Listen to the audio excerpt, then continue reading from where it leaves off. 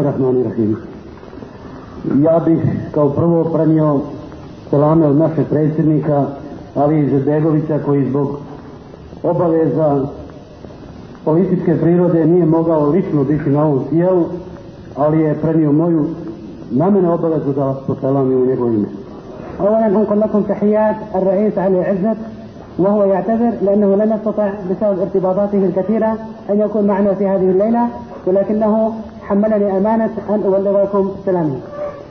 Moje prisustvo ovdje dovoljno govori da kad je riječ o predsjedniku Izetbegoviću, kad je riječ o meni kao komandantu armije, da niti smo zaboravili, niti ćemo zaboraviti sve ono što ste vi u ovom ratu za muslimanski narod Bosne i Hercegovine dali.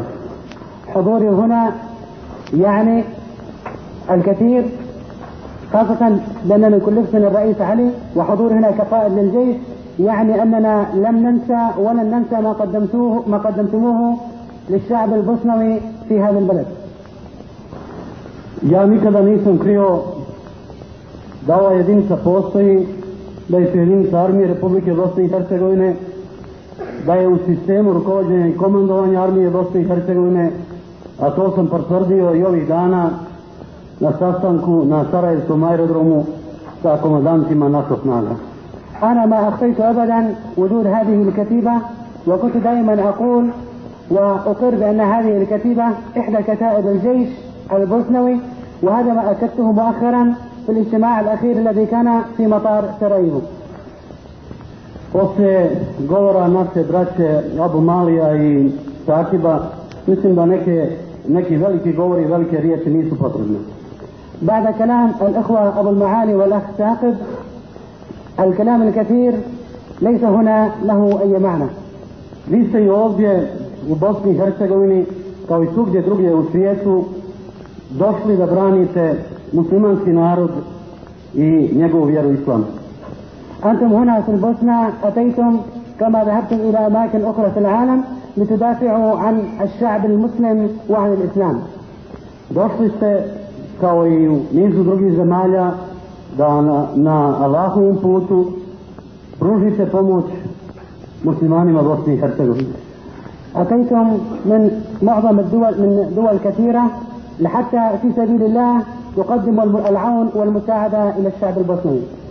Pružili ste im pomoć ne samo u borbi, nego u vraćanju svojoj vjeri, svojoj tradiciji, svojoj kulturi i svojim običajima. أنتم لم تقدموا العون فقط من الناحية القتالية، ولكن ساعدتم هذا الشعب لأن يعود إلى دينه وإلى عاداته وتقاليده وثقافته. Kao što jedan od prethodnih govornika reče, ovo je samo prva runda, a ne znamo kada će doći do druge ili sljedeće. وكما قال أحد الأخوة الذين تكلموا قبلي أن هذه هي الجولة الأولى، ولكن لا ندري متى ستبدأ الجولة الثانية. Zbog toga je vaša pomoć i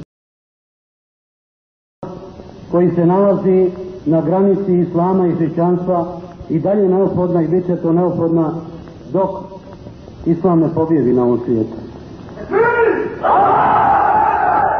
لذلك مساعدتكم هنا ومساعدة الإسلام، وخاصة لهذا الشعب الذي في هذا البلد يعيش على الحدود بين الإسلام والنصرانية، مساعدتكم ومساعدة العالم الإسلامي ضرورية جدا إلى أن يحكم الإسلام العالم.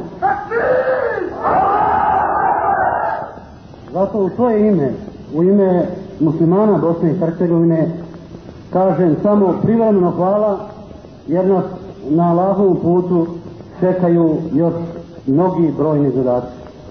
لذلك أقول لكم باسمي وباسم الشعب المسلم مؤقتا جزاكم الله خيرا، شكرا، وإن شاء الله سيكون هناك أمامنا مهمات كثيرة.